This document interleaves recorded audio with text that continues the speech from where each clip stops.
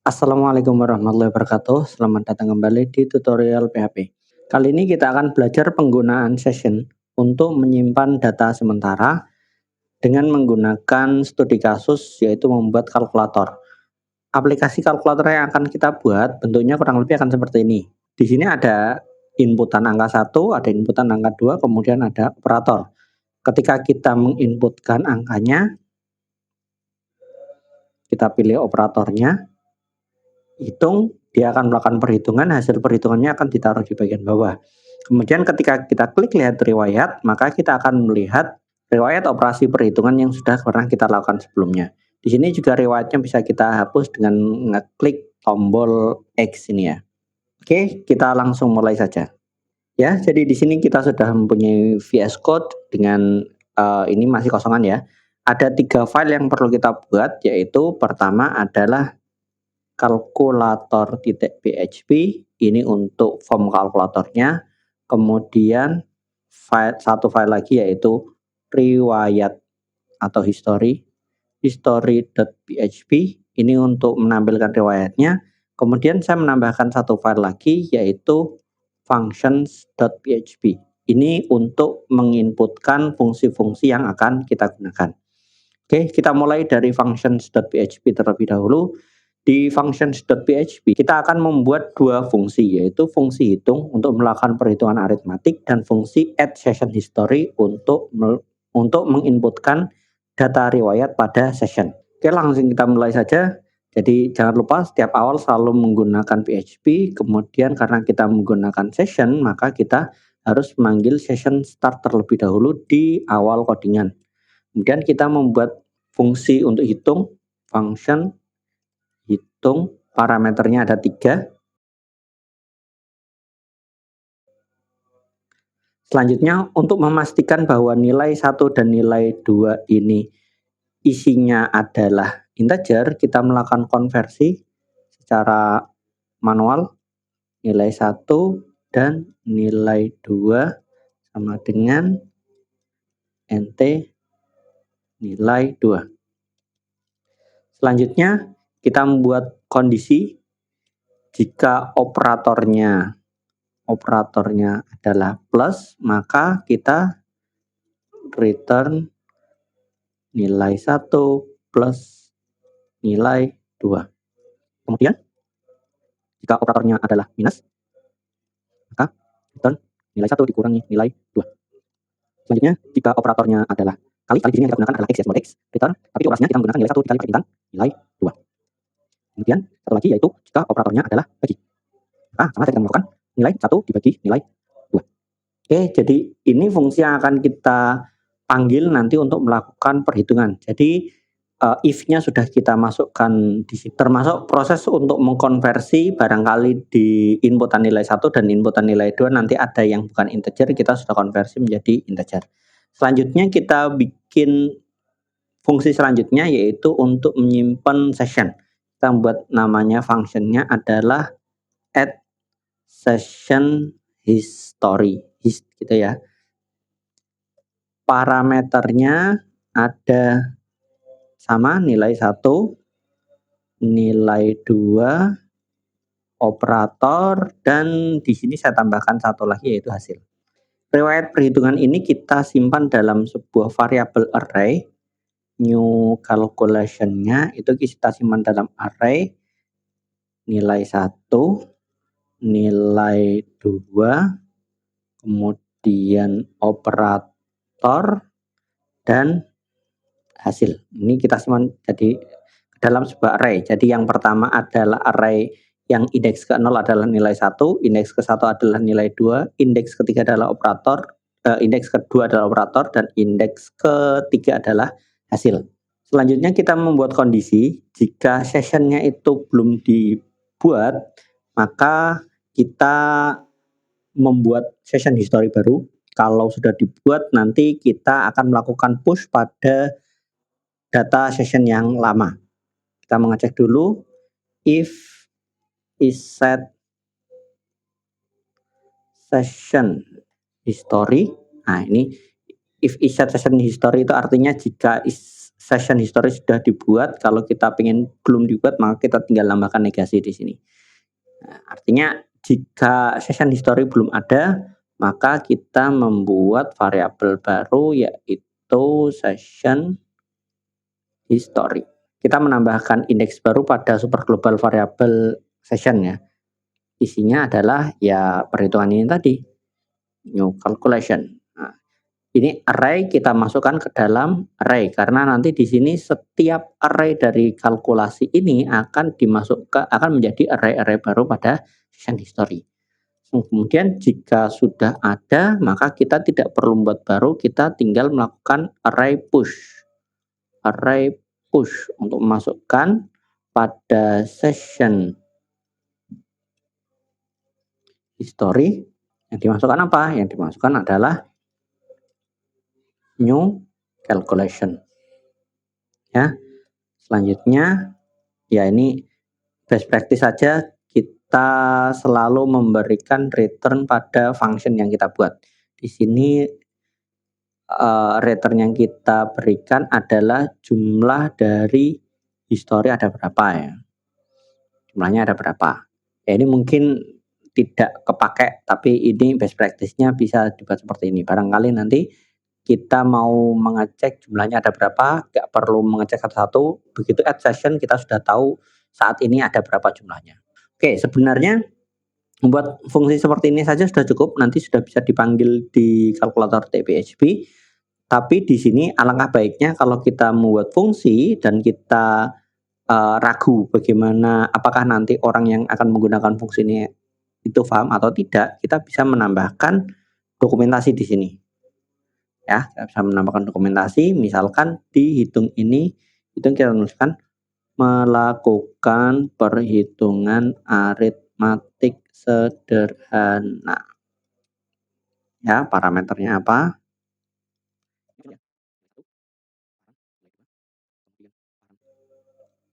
PR kita kasih penjelasan operator perhitungan. Kemudian yang returnnya, return angka numerik hasil perhitungan. Yang di session history juga bisa kita berikan dokumentasi. Dokumentasinya sebenarnya nggak perlu banyak-banyak ya. Nah, ini contoh kalau kita memberikan dokumentasi yang lengkap, ada fungsinya untuk apa, parameternya apa, returnnya apa. Tapi kalau misalkan kita hanya membuat dokumentasi seperti ini, add session history itu untuk apa sih? Menyimpan operasi dan hasil perhitungan dalam session. Udah gini aja nggak perlu menambahkan parameter dan lain sebagainya. Ini sudah cukup membuat dokumentasi seperti ini. Ya, ini untuk memudahkan kalau misalkan ke depannya kita nggak harus baca satu persatu, kita melihatnya di atas ini aja. Oh, ini adalah fungsi untuk menyimpan operasi dan hasil perhitungan, gitu ya. Jika nanti kalau misalkan kita mau mencari ya, search fungsi untuk menyimpan hasil perhitungan apa ya? Nah, kita bisa melakukan search, nanti sudah keluar di sininya. Oke, function sudah selesai, saatnya kita lanjutkan ke kalkulator di TPHP. Di kalkulator TPHP, karena ini berupa tampilan seperti biasa, kita tambahkan pada HTML-nya, tuliskan di sini di title-nya kalkulator, ya. Cukup seperti ini, kemudian kita membuat formnya. Kebiasaan saya kalau membuat konten selalu saya awali dengan kontainer, membuat div kontainer.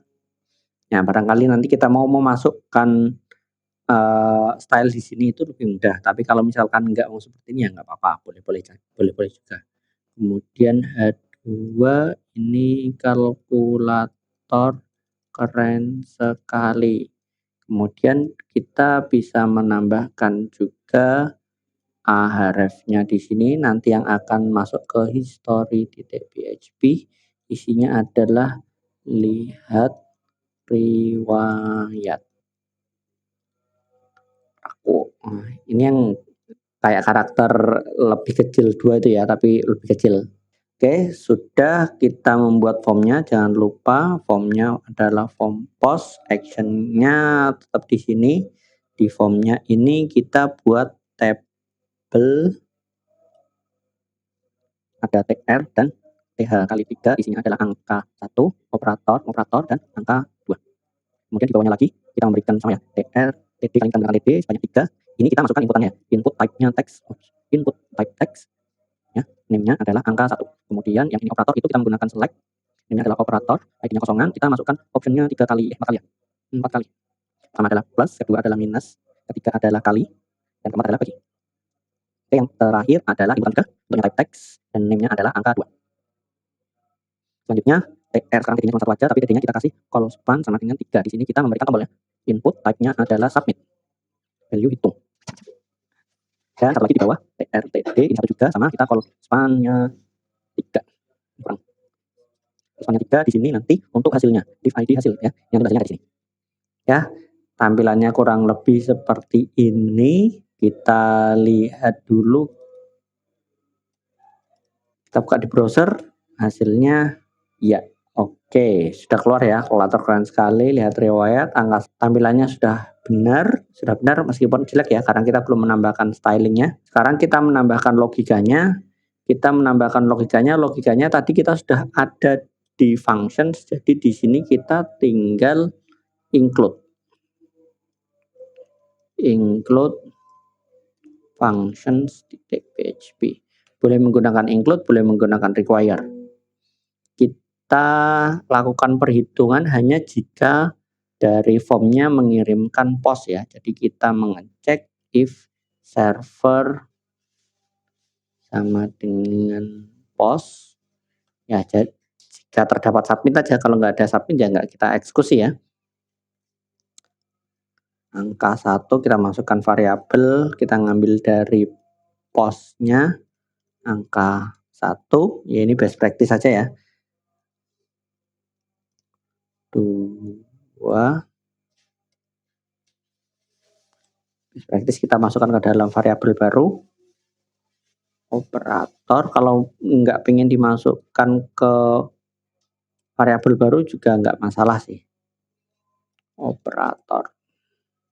Hasilnya kita dapatkan dari fungsi hitung. Nah, ini karena tadi kita sudah memberikan dokumentasi, jadi ketika kita memanggil hitung, autocomplete-nya VS Code itu bisa membaca dokumentasi kita tadi ya, melakukan perhitungan aritmatik, ya parameternya apa, ini sudah sesuai dengan yang tadi kita masukkan ke dalam dokumentasi. Ini salah satu kelebihannya kalau kita menuliskan dokumentasi pada fungsi. Hitung nilai 1, itu kita inputkan angka 1, nilai 2 kita inputkan angka 2, dan operator kita inputkan operator. Kita coba dulu, kita pastikan perhitungannya sudah jalan. 15 tambah 20. Hitung. Oh, kita belum menambahkan di sini ya, di bawahnya ini ya. Hasilnya, ini kan udah masuk ke dalam hasil, jadi di sini kita berikan hasil. Nah, udah.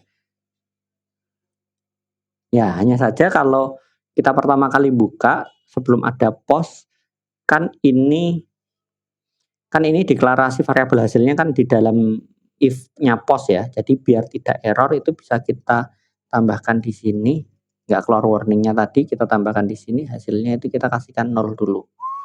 Jadi default-nya itu hasilnya 0. Ya, hasilnya 0. Ya, boleh kita kasih stylenya bold lah ya. Stylenya font weight-nya kita kasih bold. Biar agak gede dikit. 80 dikurangi 20 hasilnya adalah 60. Ya, betul ya. Jadi operatornya sudah betul. Selanjutnya kita hitungannya sudah betul, tinggal memasukkan ke session. Nah, karena kita sudah membuat di functions, ini jadi kalau untuk masukkan session ke sini kita tinggal masukkan di bawahnya sini ya. Add session hist. Nah, ini sama juga sudah ada tadi. Kita sudah memberikan dokumentasi, jadi di sini sudah ada menyimpan operasi dan hasil perhitungan dalam session, itu sudah ada. Nilai 1-nya itu kita berikan angka 1, nilai 2-nya kita berikan angka 2, ya ini best practice-nya. Kenapa tadi saya simpan ke dalam variabel baru, karena nanti kalau kayak gini kan nggak perlu nuliskan pos angka 1, pos angka 2 kebanyakan ya. Operator dan hasilnya juga dimasukkan. Ya, kita coba lagi, lakukan perhitungan 90 ditambah 79, hasilnya adalah 169. Benar, tapi kita masih belum bisa melihat riwayatnya. Kalau kita klik lihat riwayat, dia akan kosongan karena history PHP kita masih kosongan ya, belum ada isinya apa-apa. Kita back lagi aja, nggak usah submission. Kita 15 dikali 20 misalkan ya, yang 300. Oke, benar. Selanjutnya kita lanjutkan ke history PHP. Ya, history PHP ini karena ada tampilannya juga sama, kita menambahkan HTML di sini. Title-nya kita tulis riwayat perhitungan kalkulator. Sama seperti tadi, biasanya saya selalu menambahkan div container ya karena terlalu sering pakai bootstrap ya. Mau buat seperti itu boleh. Kemudian ada H2 itu riwayat perhitungan. Kemudian ahrefs-nya itu ke kalkulator. Di PHP ini kalau buat balik ya. Jadi kita kasih laku kembali ke kalkulator. Ya, kemudian di bawahnya kita berikan tabel. Tabel di sini ada TR pastinya ya, dan ada TD. TD ini ada 4 yang kita tekan, ada 4 kolom. Yang satu di sini adalah untuk kolom pertama itu untuk menyimpan angka 1. Angka 1 ya.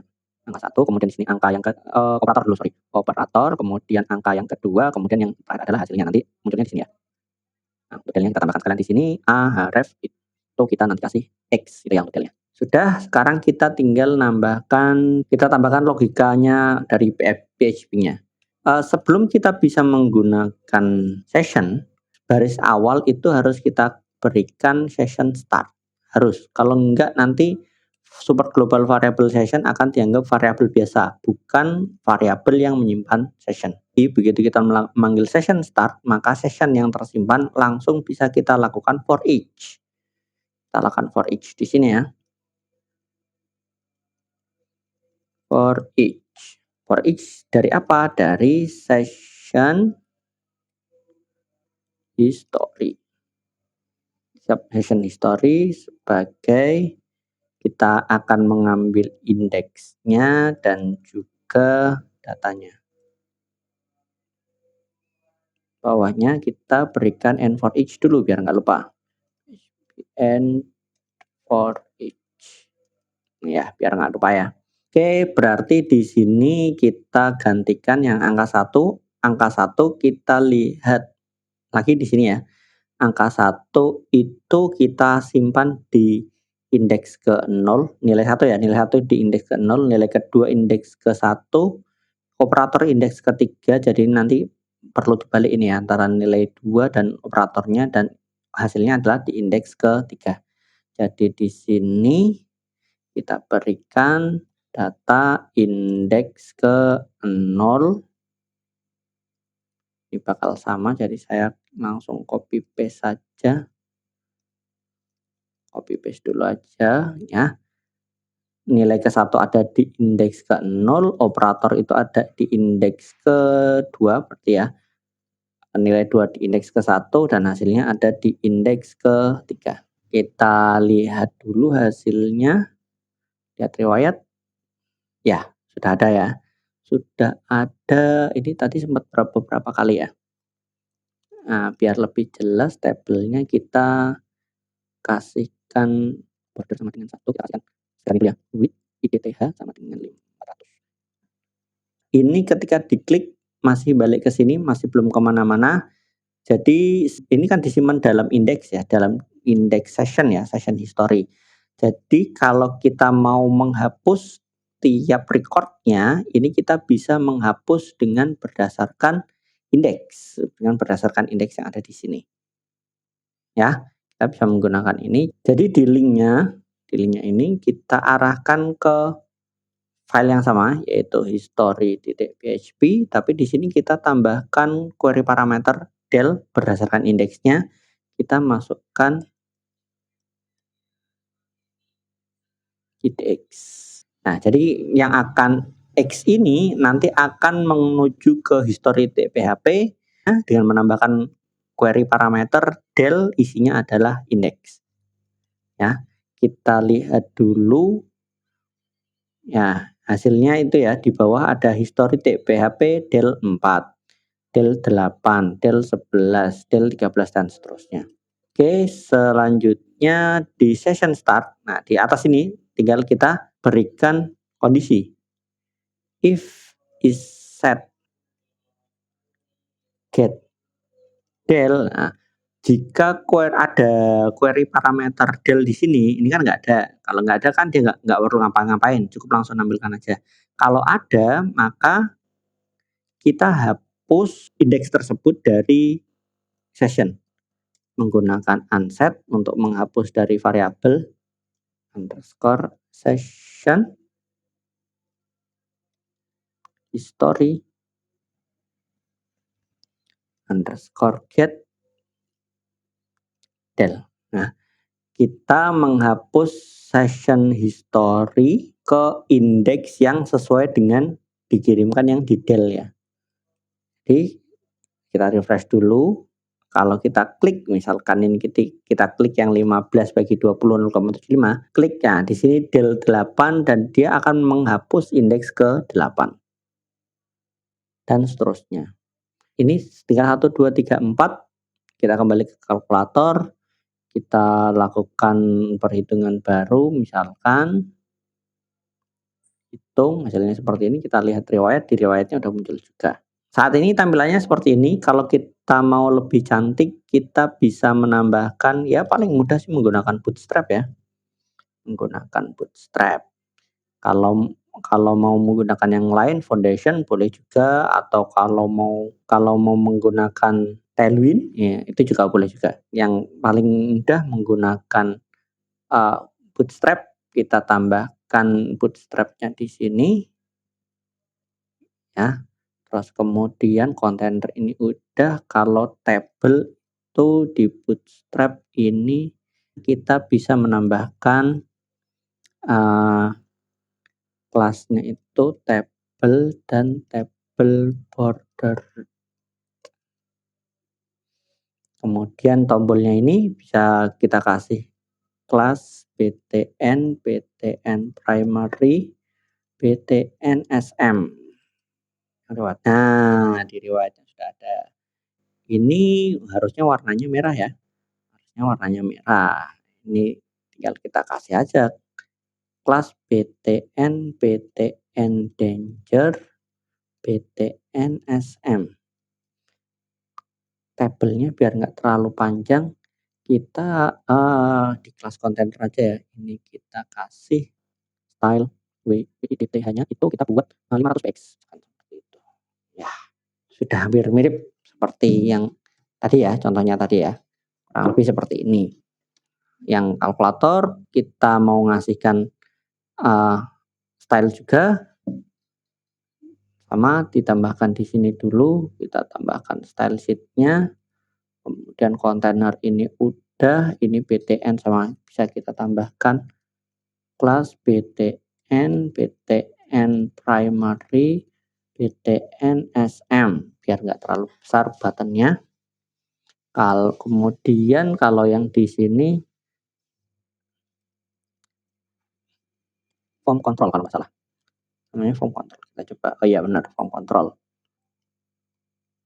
Class table form control ini kita tambahkan di semuanya. Di ini juga kelas btn, btn primary, btn block. Bisa nggak ya? Nah ya benar. Ini masih gede banget, sama seperti tadi. Di sininya kita bisa menambahkan style width 500 px. Ya. Nah, lebih seperti ini ya. Oke, ada sedikit yang kurang bagus lagi, yaitu ketika kita melakukan perhitungan, memang hasilnya sudah muncul ya, 150, tapi angkanya ini hilang. Nah, bagaimana biar angkanya ini muncul lagi? Tinggal kita ambil dari sini ya. Angka ini ya, ambil angka, ini kan sudah ada di pos 1, pos 2, jadi di sini value-nya kita bisa kasihkan angka 1. Dan yang di bawah ini juga angka 2. Jadi kalau kita melakukan perhitungan 90 dibagi 3, ya ini sudah, tapi operatornya masih plus ya. Operatornya masih plus, kan harusnya ini tadi operatornya bagi ya, bukan operator plus ya. Nah, ini bisa kita tambahkan di sini ya. Kita bisa kalau, biar terselect otomatis itu kan kita bisa menambahkan atribut selected ya, selected ini.